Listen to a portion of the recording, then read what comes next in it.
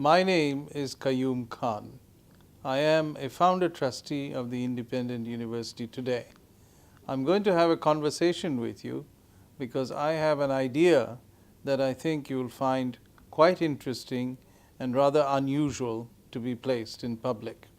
The idea is to establish a private university, a medical college, a dental college, and a nursing college as a part of a larger project that involves establishing a for-profit hospital, multi-specialty, 500 to 600 bed hospital that is going to be known as KK Hospital Limited. Such a hospital would be considered world-class, benchmarkable, and we could say we're trying to emulate hospitals like St. Thomas's in UK, Mount Elizabeth in Singapore, Mayo Clinic in the United States, Cleveland Clinic, or even we can say in the subcontinent a hospital called Kokkalibai Ambani Hospital. The reason we pick Kokkalibai Ambani Hospital is because it is a hospital that started about 7 or 8 years ago, and it was considered one of the best, is still considered one of the best hospitals in the world. Now, if we do something like that in Bangladesh, from the get-go, we have to get to that standard. We cannot wait for an evolutionary process that in 40 years will be a fantastic hospital. So to do that, we need to see what is involved in it. First thing that's involved in it is that you have to get an international management organization that manages hospitals to be involved in it to operate this hospital. Now, we know in the hotel business, in Dhaka, for example, we have the Westin, we have the Radisson, we have the Sheraton. These are hotels which are world-class in international standard. Whereas we have things like Purbani and Dhaka Regency, somehow they don't quite make the class. And we know they don't make the class because they don't have the management. So how do we bring management that is hospital standard, world-class standard into Bangladesh? Now, one example that many people in Bangladesh know is the King Abdulaziz Hospital in Jeddah, which is a hospital for the treatment of the king. Now, that hospital was conceived almost 20 years ago. It was designed by a British company, constructed by a British company, and to this day is managed by a British company called International Hospital Group. Something like that has to come to Bangladesh to establish a hospital of that quality. Now, to bring a hospital of that quality, first of all, we have to find out, is such a hospital viable in Bangladesh? That means we have to do a feasibility study to see if the hospital is possible. Such a feasibility study would cost about 1.5 crore. Now, that is the crux. Now, there's also other questions to keep in mind. We have a general idea how much such a hospital would cost. Such a hospital would cost around 2400 crore. 2400 কোটি টাকা লাগবে। 2400 কোটি টাকার একটা project করতে গেলে সেখানে আপনাদের প্রায় 800 কোটি টাকার equity লাগবে, 1600 কোটি টাকার ঋণ লাগবে। কথা হচ্ছে বাংলাদেশে কি 800 কোটি টাকার ঋণ equity পাওয়া যাবে আর 1600 কোটি টাকার ঋণ পাওয়া যাবে? আমার অনেক লম্বা দিনের অভিজ্ঞতা। আমি এই হাসপাতাল করার চেষ্টা করছি প্রায় 1994 সাল থেকে। আমাদের দেশে অবকাঠামোটা ছিল না এটা করার জন্য। যখন এই হাসপাতালের খরচ পড়তো মাত্র 125 কোটি টাকা সেই 1994 সালে, তখন 25 কোটি টাকা আমার কাছে equity ছিল। প্রাইভেট বিজনেসম্যানরা মিলে আমরা জোগাড় করেছিলাম, কিন্তু ব্যাংকরা 100 কোটি টাকা দেওয়ার মতো ক্যাপাসিটি তাদের কাছে ছিল না। তারা বুঝতেন না কিভাবে একটা হাসপাতালে 100 কোটি টাকা লাগতে পারে। তারা মাত্র 2 কোটি টাকা দিতে চেয়েছিলেন। তারপরে আমরা গিয়েছিলাম আমেরিকাতে জয়েন্ট ভেঞ্চার করে। আমেরিকান যে সিটি ব্যাংক এখন বাংলাদেশে আছে, সেই সিটি ব্যাংকের মাধ্যমে সেই 100 কোটি টাকা আমরা জোগাড় করেছিলাম।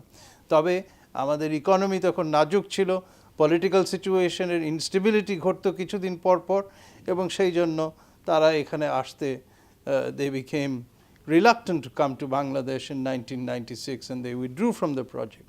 তার মধ্যে আমরা চেষ্টা করতে থাকলাম। 2001 সালে খরচ বেড়ে গেল 350 কোটি টাকা।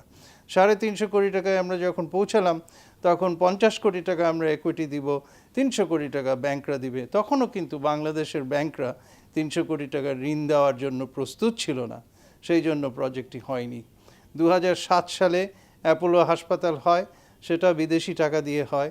তারপরে এরপরে অ্যাপোলো হাসপাতালের খরচ পড়েছিল 800 কোটি টাকা, তারপরে হয়েছে ইউনাইটেড হাসপাতাল যেটার খরচ পড়েছিল 1400 কোটি টাকা, এরপরে হয়েছে স্কোয়ার হাসপাতাল, তাদের খরচ পড়েছে 2000 কোটি টাকা, এবং এগুলো বাংলাদেশে হয়েছে। এখন যখন আমরা 2400-2600 কোটি টাকার একটা প্রজেক্ট করতে যাচ্ছি, আমরা যখন ব্যাংকারদের কাছে যাই, তাদেরকে জিজ্ঞেস করি আপনারা 2000 কোটি টাকা একটা ভালো হাসপাতালের জন্য ঋণ দিতে পারবেন? তারা বলেন যে হ্যাঁ, ঠিক ধরনের প্রজেক্টই এনেছেন, আমরা এই ধরনের প্রজেক্ট খুঁজি, আমরা তো টাকা নিয়ে বসে আছি, দিতে পারছি না, প্রজেক্ট করতে পারছি না। So that means that resource is there. 800 কোটি টাকার বিষয়ে এবার আসি। 800 কোটি টাকা কোথার থেকে পাওয়া যাবে? সেটা শেয়ার মার্কেট থেকেই পেতে হবে। আজকে সবচেয়ে বড় শেয়ার মার্কেটে যে শেয়ার ইস্যু করা হয়েছিল গ্রামীণ ফোনের, তারা 400 কোটি টাকা তুলেছিলেন, তাও প্রায় 10 বছরের উপরে। তো এখন কি 800 কোটি টাকা সম্ভব? সেটার জন্য কার কাছে আমরা যাব? আমরা যাব বাংলাদেশে যারা শেয়ার ফ্লোটেশন করেন, যাদেরকে বলা হয় ইনভেস্টমেন্ট ব্যাংকার বা মার্চেন্ট ব্যাংকার্স। আজকে 55টা মার্চেন্ট ব্যাংক আছে বাংলাদেশে। তাদের মধ্যে অন্যতম যে কোম্পানিগুলো, তাদের 7-8টা কোম্পানির সঙ্গে আমরা যখন কথাবার্তা বললাম, তারা বললেন যে আপনারা যদি শেরাটনের মতো বিদেশি কোম্পানি, হাসপাতাল চালায় এই ধরনের কোম্পানি দ্বারা যদি আসে, তাহলে আমাদের আস্থা থাকবে, এবং আস্থা যদি থাকে, বাংলাদেশে এত আমাদের ধনী বা আমরা যাদেরকে বলি কোয়ালিফাইড ইনভেস্টার্স আছে, যে 2 সপ্তাহের মধ্যে আপনাদেরকে আমরা 800 কোটি টাকা তুলে দিতে পারবো। সেখানে নিয়ম হচ্ছে যে একটা কোয়ালিফাইড ইনভেস্টর 1%-এর বেশি শেয়ার কিনতে পারবেন না। তার মানে একজন 8 কোটির বেশি শেয়ার কিনতে পারবেন না। 100 জন হলে পরে 800 কোটি টাকা হয়ে যাবে। কতজন কোয়ালিফাইড ইনভেস্টর আছে বাংলাদেশে? বাংলাদেশে 10,000-এর উপরে কোয়ালিফাইড ইনভেস্টার্স আছে। So it is not really a big stretch. আপনারা সবাই জানেন বাংলাদেশের নিজের অর্থে পদ্মা সেতুর ফাইন্যান্সিং এখন হচ্ছে। সেটা তো সরকারের টাকা না, সেটা আমাদের নাগরিকদের টাকা। সে টাকা দিয়েই কিন্তু পদ্মা সেতু হচ্ছে। So from that point of view, the infrastructure exists today for us to be able to do large projects in Bangladesh. আর হাসপাতালের ব্যাপারে একটা বিশেষ সুবিধা আছে, সেটা হচ্ছে 80% of the cost of a hospital is in the medical equipment, is in the technology and know-how, and the information system they use.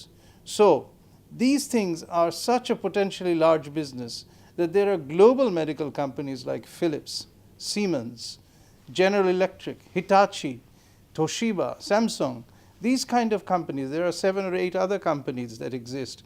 They want to do a turnkey package, or jake bole pura package deal.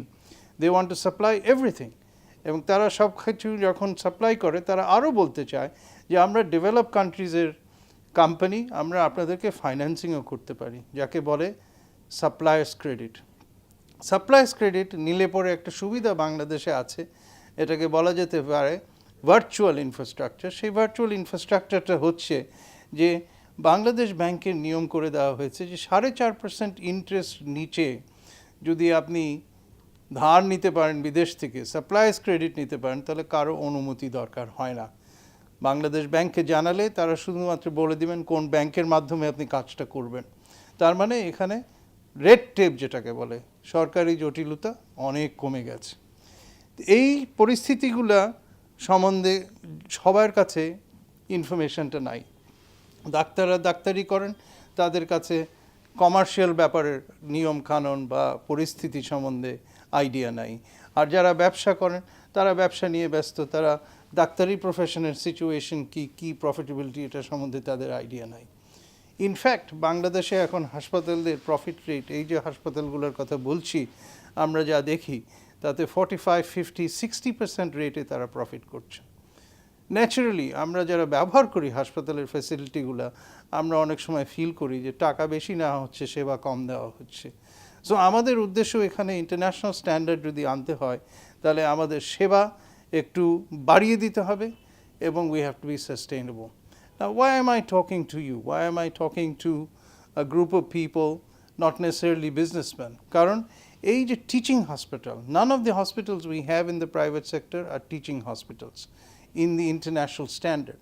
So to create an international standard teaching hospital, it means that there will be a medical college, there will be a dental college, a nursing college, and a full-fledged university associated with this project. So the project has two parts, for-profit part, which is the hospital, and the non-profit part, these 4 institutions that are going to be operating in tandem, in together. এখন এই যে প্রতিষ্ঠানগুলো হবে নন-প্রফিট, এই নন-প্রফিট ইনস্টিটিউশনগুলো চালানোর জন্য আমাদের সুযোগ্য লোক দরকার, আমাদের ধনী লোক দরকার না। We need people who are talented, who are knowledgeable, who are educated, who are intellectual, who are innovative. How do we find those people? এবং সাধারণত যারা এই ধরনের ব্যক্তিত্ব, মিডল ক্লাসের প্রফেশনাল, তারা কিন্তু একটা ইউনিভার্সিটি করার জন্য 30 কোটি টাকা একত্র করতে পারেন না, ইটস নট সম্ভব। বা তারা একটা হাসপাতাল করার জন্য 2400 কোটি টাকার 800 কোটি টাকা জোগাড় করতে পারবেন না। So it becomes a responsibility of someone like me, who is a trustee of a university, but also a businessman, to find a mechanism to use the talent of the people who deserve and who should be operating and managing these kind of institutions.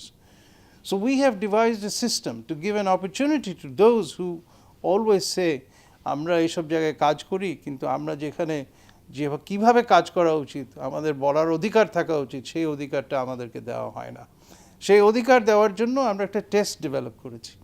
In our experience, in my experience as a businessman, আমি দেখি যে অনেকের অনেক সুশিক্ষিত ব্যক্তিত্ব আছেন, PhD আছে, degree আছে, অনেক কিছুই আছে, কিন্তু they are not very good at decision making, because in the real world decision making is based on imperfect information, inadequate information. যা অল্প ইনফরমেশন আছে তার উপরে যাচাই করে সিদ্ধান্ত নিয়ে একটা ডিসিশন নিতে হয়। You cannot not take a decision. Not taking a decision is a decision to procrastinate. That does not help. But you have to take a decision and then be ready the next minute to change your decision and to improve it based on more information that comes to you. So সেই পরীক্ষাটা করার জন্য আমরা decide করলাম যে আমরা 200 লোকজন নিব, কারণ আমাদের 4টা নন প্রফিট ইনস্টিটিউশন চালানোর জন্য at the board level we will probably need 30 to 40 people, and not everybody is always willing to work. So we are keeping the number at 200, and we are saying, how do we find them? Of course they have a qualification requirement, but if they meet the qualification requirement and the age requirement, we have 2 groups. A group that will be the future managers between the age of 30 and 55, and we have a group that will be our mentors, people who have experience, who are ready to manage things today. That is any age, up to any age that the person is willing to work. And what is our test? Our test is that every individual, আমরা সবাই নিজের পায়ে নিজে দাঁড়িয়েছি, নিজে দাঁড়িয়ে নিজের কত সেভিংস আছে আমরা জানি, কতটুকু সেভিংস আমরা রিস্কে নিতে পারি সেটাও আমরা জানি। So what we are asking is that you say to yourself, if you can afford 2 lakhs taka to take a risk, if you can afford 2 lakhs taka to take a risk and you qualify otherwise, then we give you the opportunity to become a founder trustee of a university, of a medical college, of a dental college, of a nursing college. Plus, we will give you the opportunity to be a shareholder in a hospital. Now there is a risk, nothing can happen without risk. The risk is, out of that 2 lakhs, 1 lakh taka is in risk. Because আজকে জানতে হলে যে international hospital management company বাংলাদেশে আসবে কি আসবে না, তাদের জন্য এমন একটা ফিজিবিলিটি স্টাডি করতে হবে যে স্টাডিটা তারাই বিশ্বাস করেন। সেই জন্য it has to be done by an international health consulting company. আমরা কিছু কোটেশন নিয়েছি, এই ধরনের একটা স্টাডি করতে আমাদের 1.5 কোটি টাকা খরচ হবে। 200 জনের কাছ থেকে আমরা 1 লাখ টাকা করে নিলে 2 কোটি টাকা, ওখানে 1.5 কোটি টাকা। That study might turn out to be negative. If the study is negative, I am sorry, আপনার সেই 1 লাখ টাকা ওয়েস্টেড হবে, and that university will not happen, hospital will not happen. But যদি পজিটিভ হয়, এবং আপনারা মনে রাখবেন যে বাংলাদেশে এই মুহূর্তে প্রতি বছর 4 লক্ষ রোগী দেশের বাইরে যান, 2 লক্ষ যান ইন্ডিয়াতে, 50,000 যান হচ্ছেন ব্যাংকক এবং সিঙ্গাপুরে, এবং 1.5 লক্ষ লোক টাকা খরচ করে যান ইউরোপ আর আমেরিকায়। Can you imagine the amount of money they are spending? So there is no shortage. We know as a Bangladeshi study that this hospital will be successful. So you invest 1 lakh in the risk phase. If the risk is shown that it's not there, international consultants say to you যে কোনো risk তো নাই, তাহলে হলো কি আমরা তখন ওই 1 লাখ টাকাকে উল্লাসের জন্য 2 লাখ টাকা আপনার কাছে চেয়ে 2 লাখের বিনিময়ে যে হাসপাতালটা হবে ফর প্রফিট, সেই হাসপাতালে আপনাকে 2 লাখের বিনিময়ে 8 লাখ টাকার শেয়ার দেওয়া হবে। In addition to that, these 200 people are the only people that will be given the founder trusteeship of these universities. পরবর্তীতে শেয়ার কেনার অনেক সুযোগ থাকবে। 800 কোটি টাকার শেয়ারের মধ্যে আপনার যদি 1 কোটি থাকে আপনি 1 কোটির কিনবেন, আপনার 5 কোটি থাকলে আপনি কিনবেন। That is your decision. But if you don't come and join us now in the group of 200, you will never be a founder trustee of the university, of the medical college, and of the dental college and the nursing college that will be established in this project. So it is rather unusual for me to come out and make this offer.